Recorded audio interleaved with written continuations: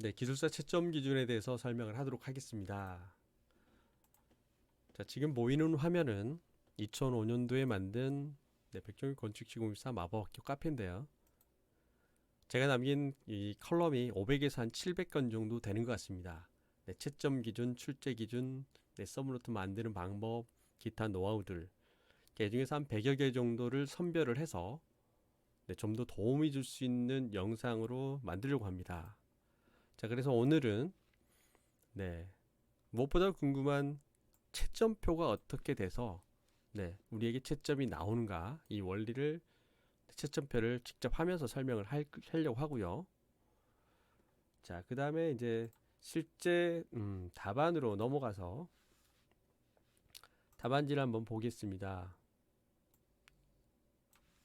자, 답안지가 서술하고 용어로 되어 있죠. 지금 보이는 게 이제 용어 답안이 되겠고, 자, 그 다음에 서술은 한 3페이지 정도, 하나, 둘, 3페이지 정도.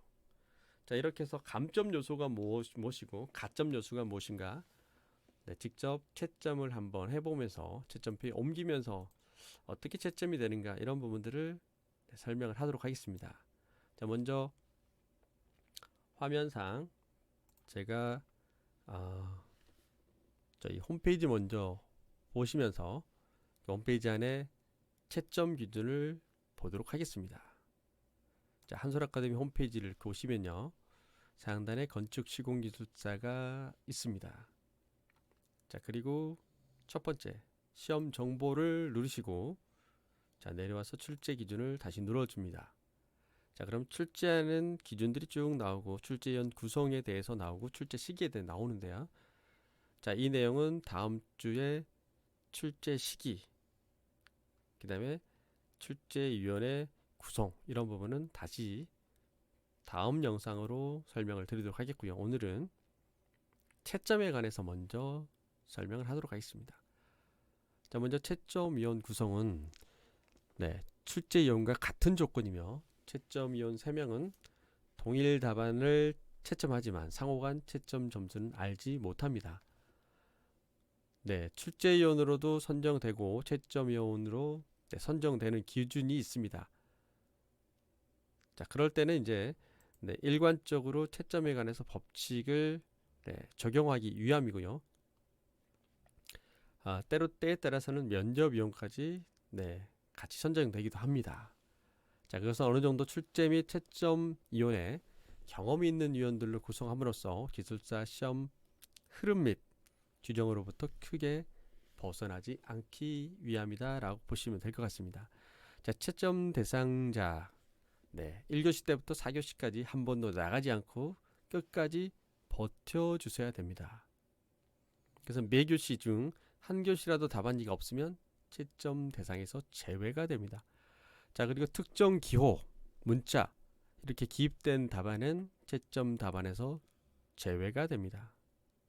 자, 그렇게 해서 1교시 때부터 4교시까지 남은 답안을 기준으로 해서 채점을 하게 되어 있고, 이 유효 응시자를 기준으로 해서 답안의 스탠다드를 정해서 합격선을 선정을 합니다. 자, 답안의 페이지 수는 그렇게 중요하지 않지만 일단 용어 1교시 한 페이지를 기준으로 점수가 정해진다라고 보시면 되겠고요.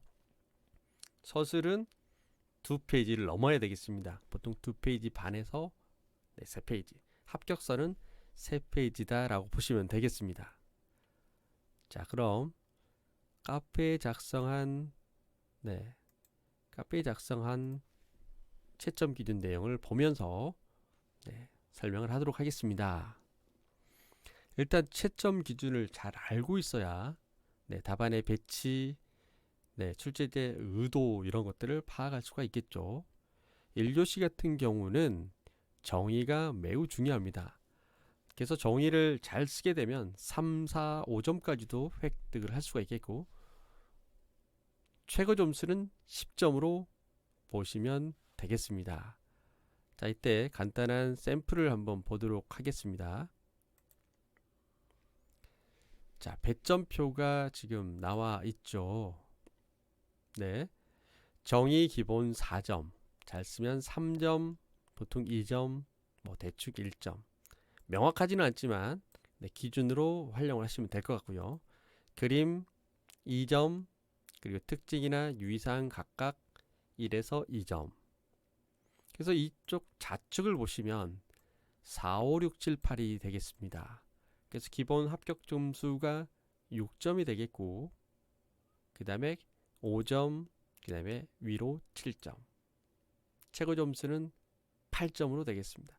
전혀 다른 내용을 써도 점수가 나온다는 거 신기하죠? 자, 그 다음에 이제 서술 같은 경우는 네, 페이지별로 볼 수도 있겠지만 일단 네, 첫 페이지, 두 페이지, 세 페이지 기준으로 판단을 해보면 5점, 5점, 5점이면 15점이 되겠죠. 자, 가장 많은 점수가 14점이 되겠습니다. 그래서 14, 15, 16이 가장 많은 점수가 되겠고요. 최고 점수는 18점이 되겠습니다. 기타 뭐 개요만 쓰거나 뭐 전혀 다른 내용을 쓰거나 이 부분들은 네, 채점자들 간에 약간의 원칙이 있습니다. 그래서 너무 많은 편차가 나지 않도록 하는 게 중요하겠습니다. 일단 이 부분은 영상에서 다시 확인을 하도록 하겠고요. 점수표를 한번 볼까요? 네. 우리가 말하는 보통 60점의 이 점수가 네, 얼마나 높은 점수인가를 좀 알아야 됩니다. 자, 그 밑으로 58.75가 있는데 이 58.75를 맞았다라고 보면 무려 15점, 15번을 조정을 해서 고쳐줘야 합격이 되는 점수입니다. 자, 그럼 나는 57점을 맞았다라고 한번 볼까요? 여기 36, 36번을 고쳐야 합격을 할 수 있다는 점수가 되겠죠. 그래서 이 59점 내에서도 상당히 점수 편차가 많다라고 보시면 될 것 같습니다. 무려 59점에서도 12점 차이가 난다라고 보시면 돼요. 자, 그러면 다시 컬럼에 있는 내용을 한번 살펴보고 본격적으로 채점을 하는 방법에 대해서 설명을 하도록 하겠습니다. 자, 그래서 일단 1교시는 정의가 매우 중요하겠죠. 그래서 될 수 있으면 정의를 정확하게 써주는 게 중요하겠습니다. 스페링이 틀린다든가 원어가 틀린다든가 이럴 경우 감점을 받을 수가 있겠고요. 자, 정해진 칸을 넘어서 글자를 쓴다. 자, 한번 샘플을 보고 가도록 하겠습니다. 정해진 칸을 넘겼을 때는 어떻게 될까요, 과연? 네, 정해진 칸. 자, 이런 답안이 있는데 여기 이 바깥쪽으로 만약에 넘어간다라고 보면 아무래도 점수가 좋지가 않겠죠. 자, 그리고 공단에서 아예 이쪽 좌측에 나와 있는 세로줄 3개 있죠. 이 세로줄 3개 같은 경우는 번호를 쓰게끔 정해진 칸입니다. 그래서 번호를 정확하게 이 부분에다 기입을 하셔야 되겠고요. 그 다음에 이 끝 쓰는 위치도 바깥에 될 수 있으면 나가지 않는 게 좋습니다. 전형적으로 스탠다드하게 지금 작성해 놓은 용어 답안이 되겠습니다. 뭐 그 뒤에도 지금 마찬가지로 매우 깔끔하게 작성이 되어 있죠. 자, 파트 하나, 둘, 셋, 4개로 구성되어 있죠. 네, 파트 4, 파트 3가 될 수 있는데 네, 점수 배점에 대해서는 크게 차이는 없을 수도 있지만 문제에 따라서 파트 4가 될 수도 있겠고 파트 3가 될 수도 있겠습니다. 이 부분은 이제 각 채점자마다 보는 시각이 약간 달라질 수도 있겠습니다. 자, 그래서 이제 다음 컬럼 한번 다시 보겠습니다. 자, 글씨가 틀렸을 경우에는 당연히 두 줄을 그어서 작성을 하는데요. 자, 다시 한번 보겠습니다. 만약에 글씨가 틀렸다.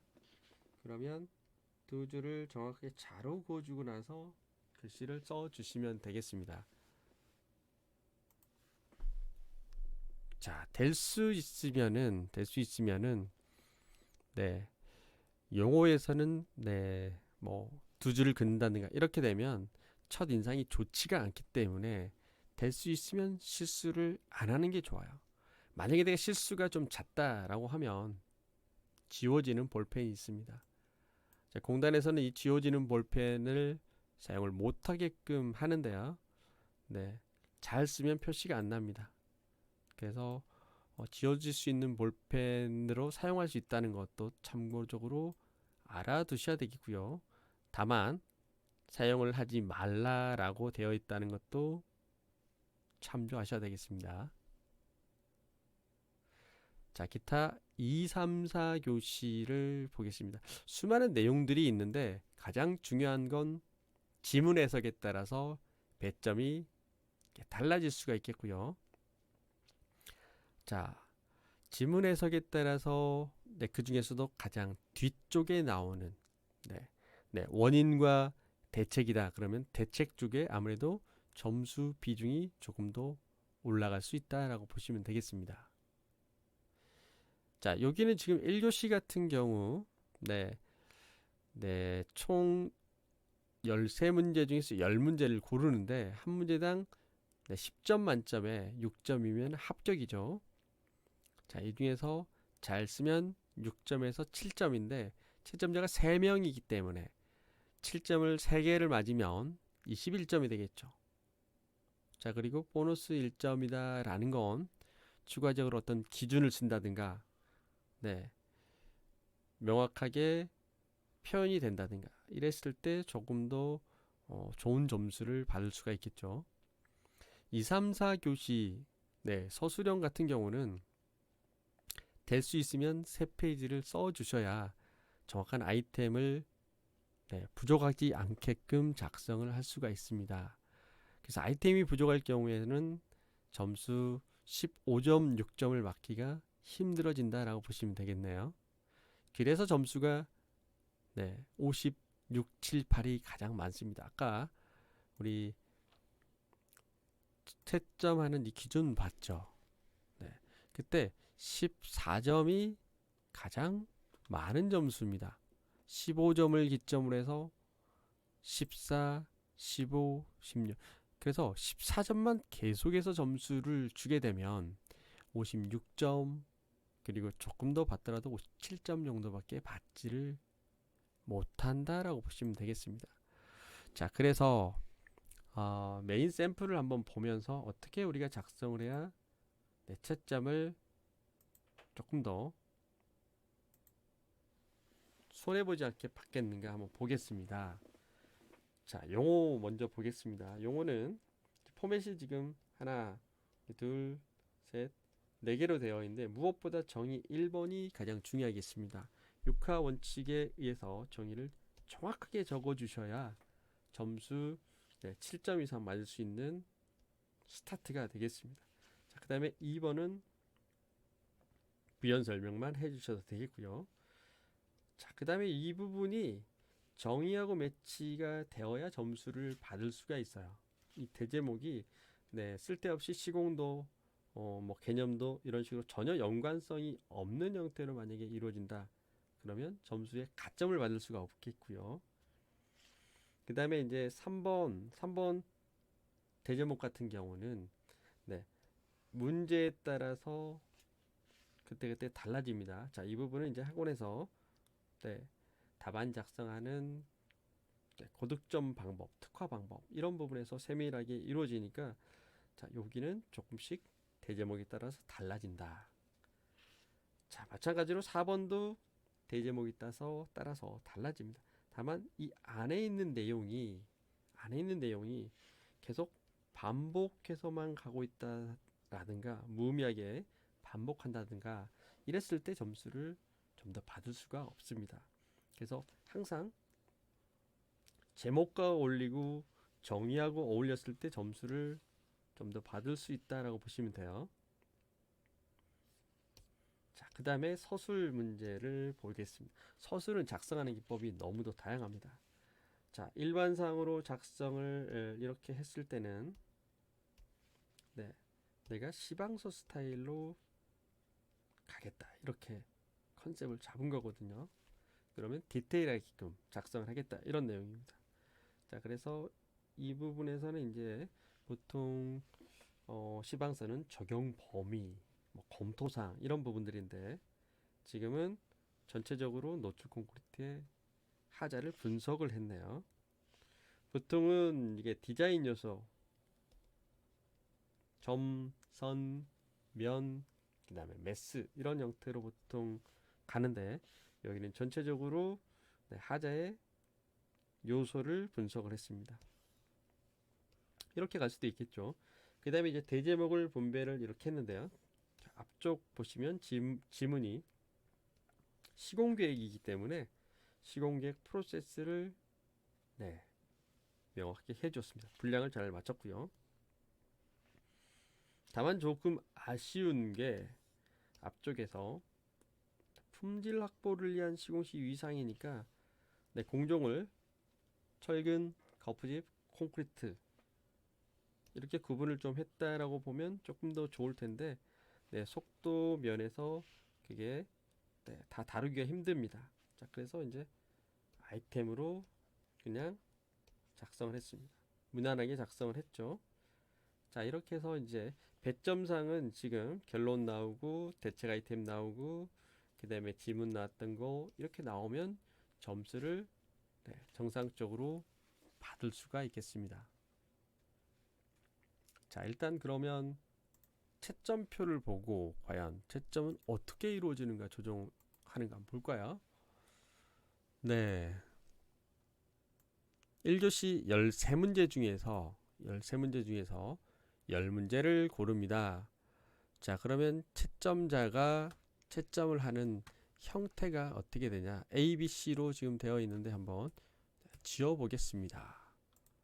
자, 여기서 이제 채점을 했을 때 입력을 하겠죠. 6, 이제 5, 6, 7. 거의 대부분 점수 편차가 2점 차가 잘 안 납니다. 많았을 때 3점 정도 차이가 났을 때 조정을 할 수밖에 없는 그런 시스템이 되겠습니다. 지금 정도로 쭉 가게 되면은 50 한 7점 정도 나오지 않을까 예측이 됩니다. 54점. 54점. 아, 여긴 60점이죠. 제가 조금 점수를 줬네요. 더. 좌우측으로 봤을 때는 자, 이걸 채점을 채점자들이 이렇게 해서 한다는 게 아니라 최종 점수가 이런 형태로 나온다라는 걸 설명을 하는 겁니다. 그래서 A, B, C 채점자가 이렇게 됐을 때 총점이 17점. 합격이 되려면 18점이 나와야 되겠죠. 이렇게 18점이 나와야 됩니다. 자, 그러면 이제 감점이 180에서 마이너스 160이기 때문에 18점이나 감점이 됐네요. 서술은 점수가 아주 간단하게 채점을 거의 지금 15점이죠. 그러니까 184 플러스 4점을 맞았네요. 여기는 플러스 12점을 맞았고 여기는 플러스 3점을 맞았습니다.